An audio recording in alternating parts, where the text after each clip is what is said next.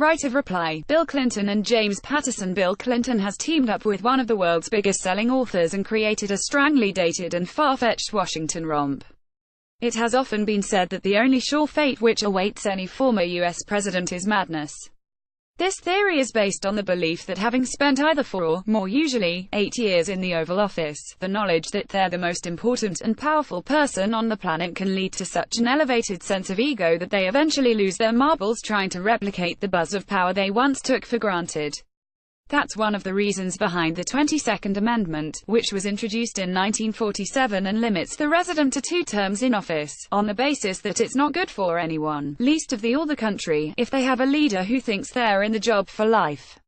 While William Jefferson Clinton was outwardly and publicly happy to see the back of the Oval Office after the bruising impeachment process which saw Ken Starr turn his presidency into a remarkably grubby and unpleasant soap opera, there has always been a strange sense of unfinished business from him, if not necessarily the rest of the American public.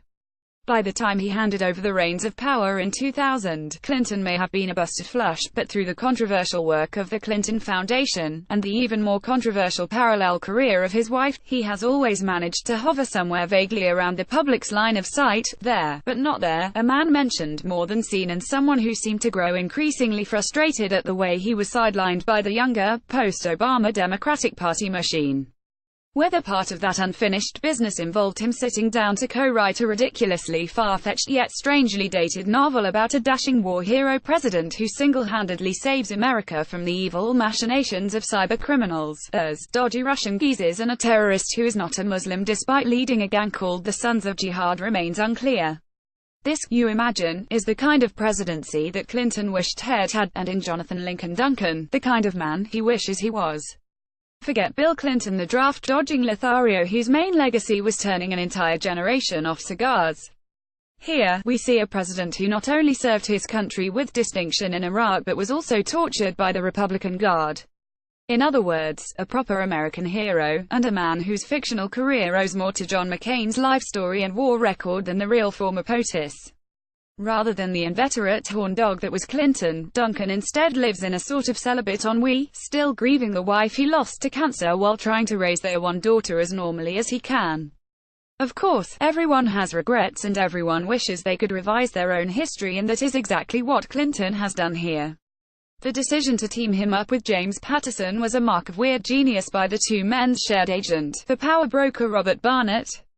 Patterson, after all, is now the biggest-selling author in the world, leading to predictable but reasonable assertions that he is a multi-millionaire who can't write, producing books for people who can't read.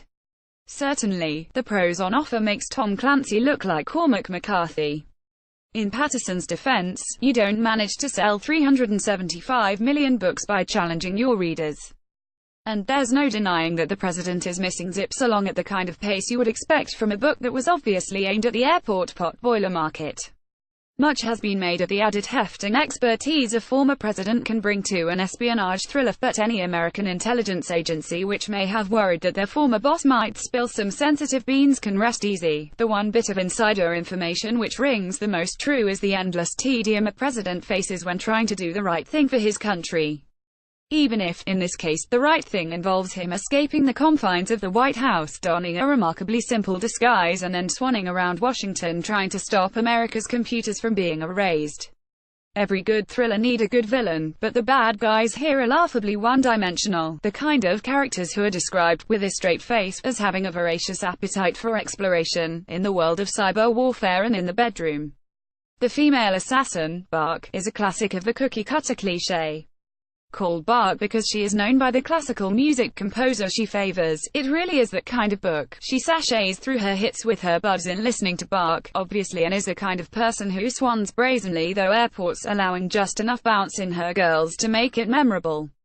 I must confess, I genuinely have no idea what Clinton, Patterson are referring to when they write girls in that context, and given Clinton's previous history, I'm not in any rush to find out.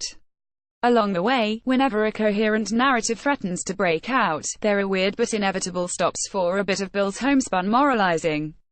Of the media he sighs, why is there no honest reporting anymore? There are not particularly subtle pops at Trump. You should never surround yourself with bootlickers, and both presidents, real and fictional, share a common disdain for bureaucracy and Washington cynicism. Oh, he also thinks America needs to do more to support Israel and improve ties with Saudi Arabia. But even the title is oddly grating. How can the president be missing when it's told from his own, first-person perspective? Then again, much like Pateron's previous books and, indeed, Clinton's political legacy, sometimes it's best not to ask too many questions. The president is missing is undoubtedly of interest, but it's a strange, voyeuristic kind of interest which never reveals anything about Bubba Clinton that we didn't know already. It should come as little surprise that Showtime have already optioned the book for a TV series, and it would be even less of a surprise if Dennis Quaid, who voices the audiobook, plays Duncan in the adaptation.